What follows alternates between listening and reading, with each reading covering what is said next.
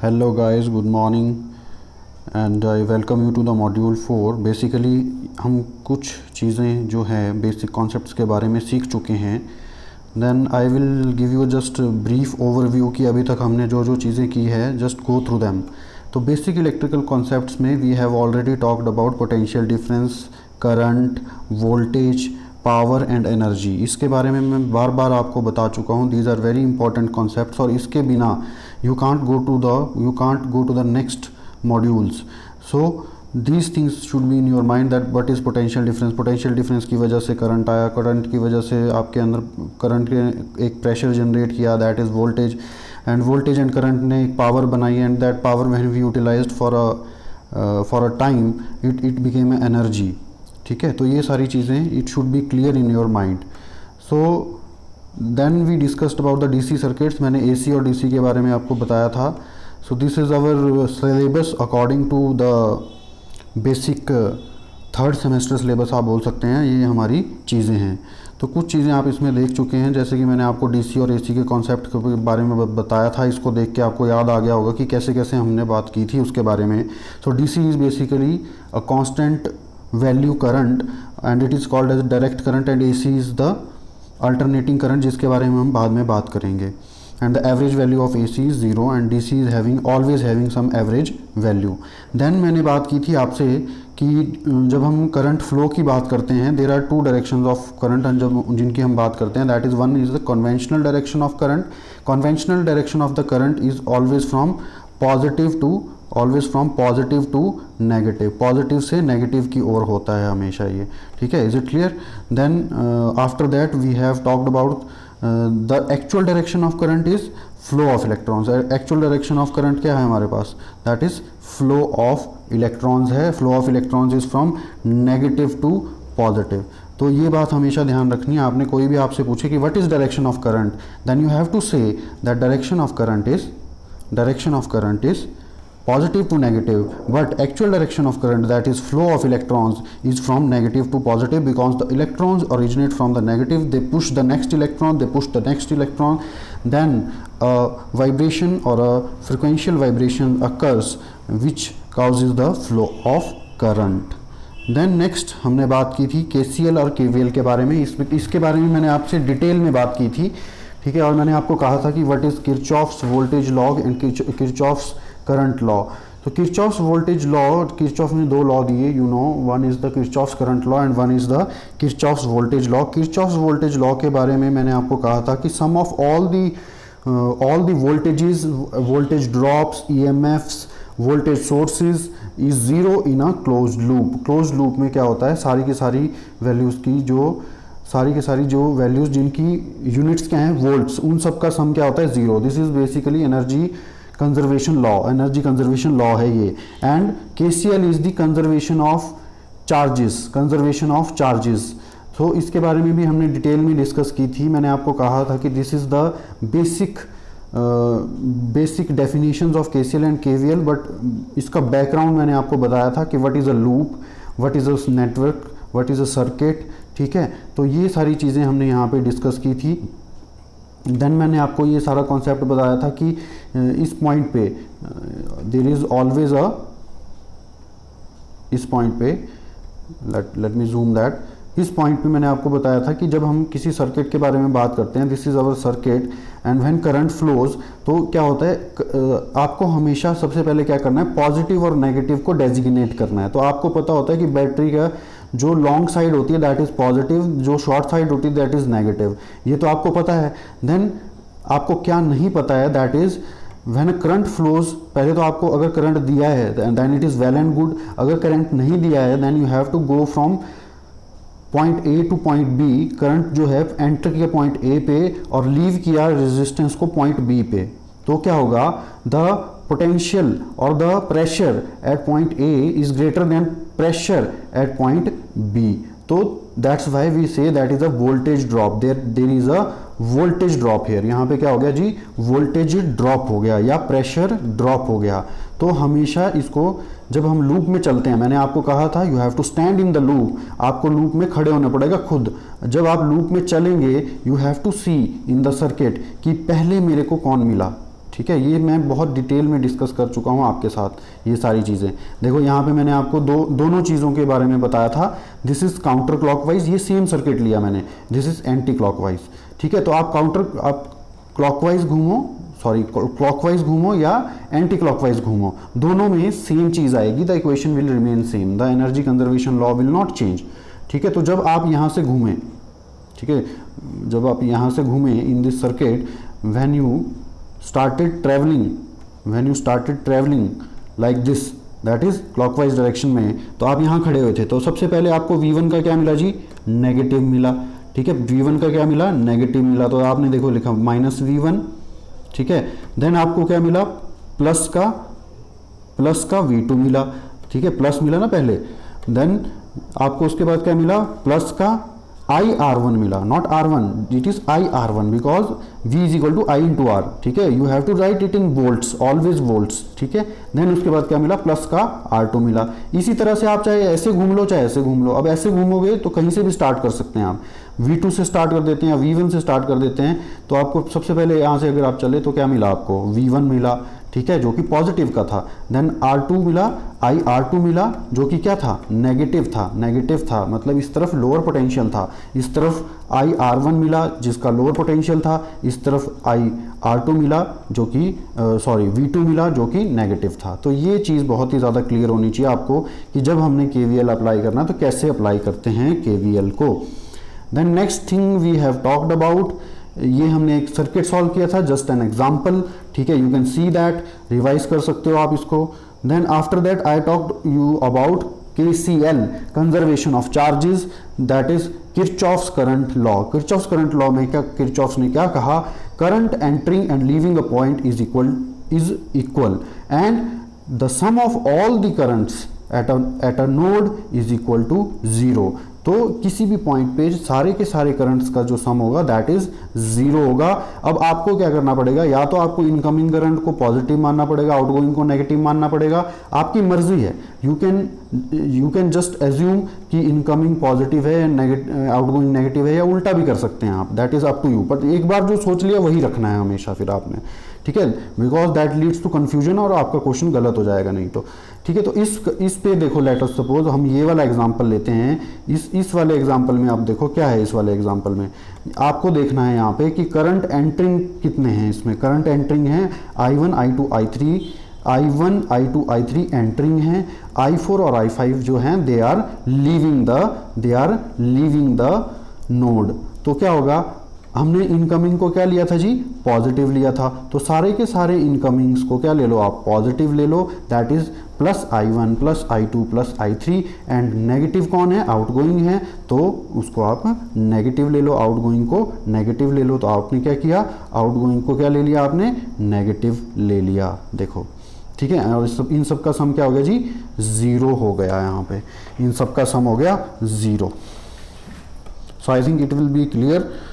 Then next मैंने एक example लिया था, ये आपका एक नोड है। ठीक है, इस नोड पे आपके एक इनकमिंग करंट है, 2 आर आउटगोइंग। तो इनकमिंग इज पॉजिटिव अगर आपने लिया तो इट इज प्लस I1, और 2 आउटगोइंग है that is minus I2, that is minus I2 and minus I3। ये बात हो गई यहाँ पे। ठीक है, ये यहाँ पे देखो, क्लियर। तो इस तरह से आपने इसको सॉल्व कर लिया। ठीक है, तो यहाँ पे हमने अज्यूम किया था कि 10 एम्पियर आ रहा है, 2 एम्पियर इस तरफ जा रहा है, तो इस तरफ कितना जाएगा, ऑब्वियसली 8 एम्पियर जाएगा। ठीक है, तो दिस इज, इसका नेक्स्ट स्टेप मैंने आपको बताया था that is nodal analysis. Nodal analysis पे पहुंच जाते हैं हम अगर इसको करते हैं, जो कि मैंने आपको पिछले मॉड्यूल में भी बताया था। देन वी टॉक्ड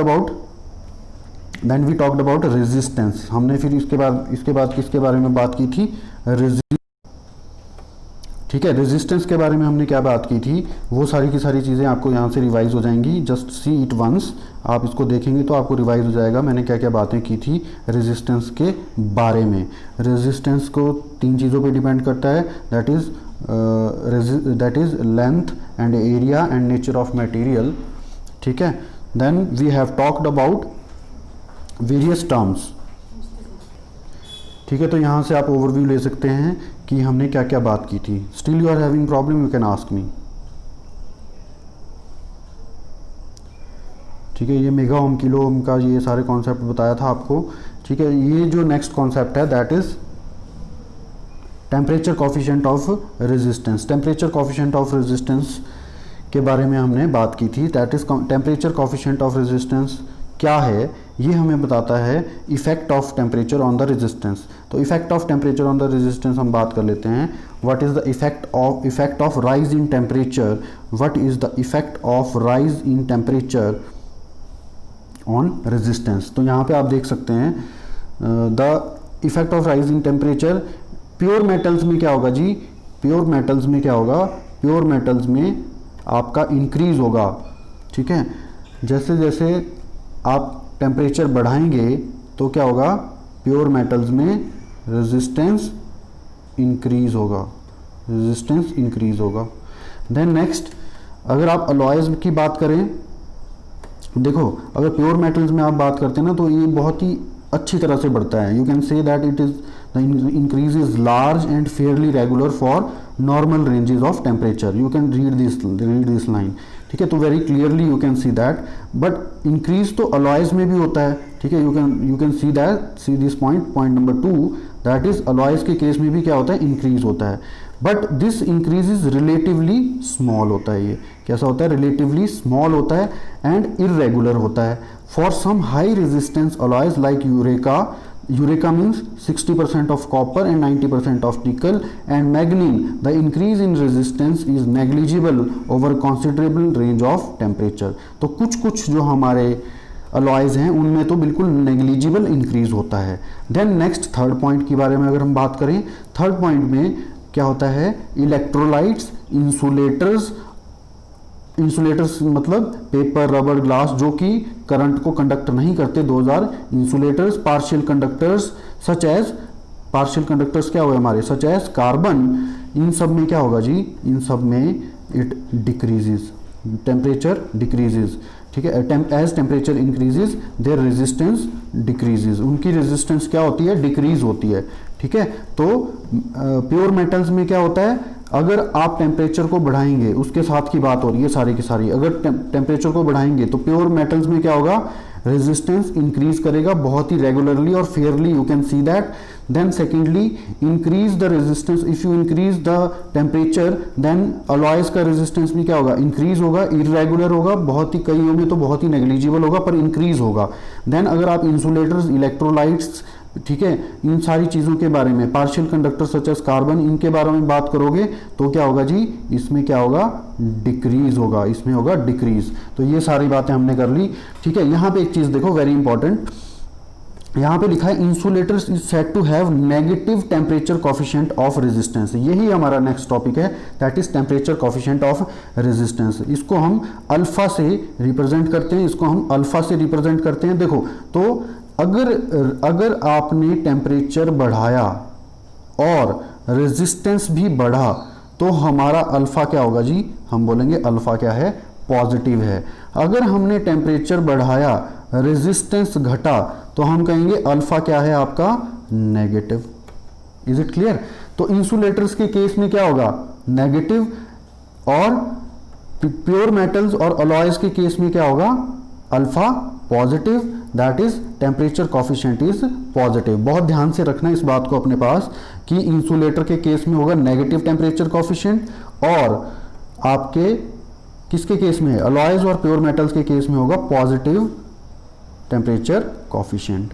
उसी के बारे में कुछ मैथमेटिकली हमने यहाँ पे बात की है, that is let us suppose हमारे पास कोई मेटेलिक कंडक्टर है, उसको हमने लिया है, उसमें क्या बोलता है ये, देखो ध्यान से यहाँ पे, लेट मी जूम दैट,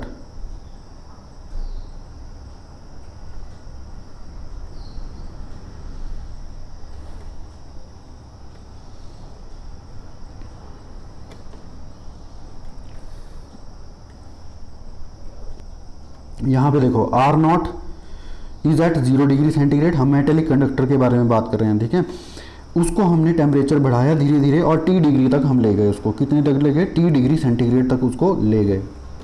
तो ये बोलता है कि चेंज इन रेजिस्टेंस जो होगा, चेंज इन रेजिस्टेंस जो होगा दैट इज डेल्टा आर, वो क्या होगा, चेंज इन रेजिस्टेंस क्या होगा, delta R is equal to R T minus R not, and it depends upon, वो किस किस चीज़ों पे डिपेंड करेगा, इनिशियल रेजिस्टेंस पे डिपेंड करेगा, राइज इन टेम्परेचर पे डिपेंड करेगा, और nature of material of the conductor पे डिपेंड करेगा। तो ठीक है, वो जो आपका चेंज हुआ, ठीक है, वो जो आपका चेंज हुआ that is R T minus R not, वो किस किस पे डिपेंड किया, इनिशियल रेजिस्टेंस पे डिपेंड किया और टेम्परेचर पे डिपेंड किया एंड नेचर ऑफ मटेरियल पे डिपेंड किया। यहाँ पे हमने रेजिस्टेंस और टेम्परेचर को तो इंक्लूड कर लिया डायरेक्टली प्रोपोर्शनल लिख के, पर जब हम इस प्रोपोर्शनैलिटी को इज इक्वल टू में कन्वर्ट करेंगे तो हमारे पास क्या आता है, प्रोपोर्शनैलिटी कांस्टेंट, वो आया हमारे पास अल्फा, और ये नेचर ऑफ मटेरियल को बताएगा यहाँ पे। तो तीन चीज़ें हो गई, नेचर ऑफ मटेरियल, ठीक है, represented by alpha, then initial resistance R not, then rise in temperature T. तीन चीज़ों पे डिपेंड करता है आपका क्या, चेंज इन टेम्परेचर, ठीक है। ये जो राइज होगा, ये जो चेंज होगा, ठीक है, इंक्रीज इन रेजिस्टेंस जो होगा, रेजिस्टेंस में कितना इंक्रीज हुआ, वो चीज़ किस पे डिपेंड करती है, वो तीन चीज़ों पे डिपेंड करती है। यहाँ पे देखो वेरी वेरी इंपॉर्टेंट, तीन चीज़ों पे डिपेंड करती है, वो किस किस पे डिपेंड करती है आपकी, वन इज अल्फा जो कि नेचर ऑफ मटेरियल को बताता है और इसको बोलते हैं temperature coefficient of resistance, R not जो इनिशियल रेजिस्टेंस था, आर नॉट जो इनिशियल रेजिस्टेंस था, देन टी जो कि चेंज इन टेम्परेचर हुआ, जो कि चेंज इन टेम्परेचर हुआ। तो ये सारी चीज़ें हमारे पास यहाँ पे आ गई। Where alpha is a constant and it is called as temperature coefficient of resistance, इसको कहा जाता है टेम्परेचर कोफिशिएंट ऑफ रेजिस्टेंस। तो I think it is clear, ठीक है। देन इसको मैथमेटिकली हमने आगे देखा है, तो इसकी डेफिनेशन निकालने के लिए मैथमेटिकली किया गया है सारा कुछ, ठीक है, जो आपको यहाँ पे दिख रहा है mathematically it is done, it is for definition. तो यहाँ से अगर आप देखें, इसने क्या किया है, अल्फा की वैल्यू निकालने के लिए ही rearranged this equation, nothing else, इसको रीअरेंज किया तो ये आया इसके पास, फिर इसने क्या किया, वैल्यू पुट कर दी आर नॉट की 1 और T is equal to 1 degree centigrade, तो ये क्या बोलता है, अल्फा हुआ चेंज इन रेजिस्टेंस। तो यहाँ पे देखो डेफिनेशन क्या आई, the increase in the resistance per ohm original resistance per degree centigrade rise in temperature पर देखो per ohm means 1 ohm put किया, then per degree centigrade means 1 degree centigrade put किया, तो आपके पास जो इंक्रीज इन रेजिस्टेंस आया उसी को क्या कहा जाएगा, उसी को डेफिनेशन आ जाएगी यहाँ से, उसी को कहा जाएगा आपका टेम्परेचर कोफिशिएंट। तो ये हमारे पास ये आ गया। Then this is the final equation. मान लो आपने इंक्रीज्ड रेजिस्टेंस निकालना है, इंक्रीज्ड रेजिस्टेंस आपसे पूछ रहा है कि इतने से इतने 0 से 25 डिग्री हमने टेम्परेचर कर दिया तो कितनी आएगी जी, तो आपके पास क्या क्या दिया होना चाहिए, इनिशियल रेजिस्टेंस दिया होना चाहिए, देन आपके पास टेम्परेचर अल्फा नॉट दिया होना चाहिए, that is basically the temperature coefficient at the initial resistance, and then change in temperature दिया होना चाहिए। तो आप निकाल सकते हैं कि कितना रेजिस्टेंस चेंज होगा। तो रेजिस्टेंस वेरी करता है टेम्परेचर के साथ, ये हमेशा याद रखना है आपने, तभी हम इतनी सारी बातें यहाँ पे कर पा रहे हैं, ठीक है। आगे हम बात करेंगे कुछ इंपॉर्टेंट टर्म्स के बारे में, अभी इसको आप एक बार रिवाइज कर लीजिए, you will get the next video soon.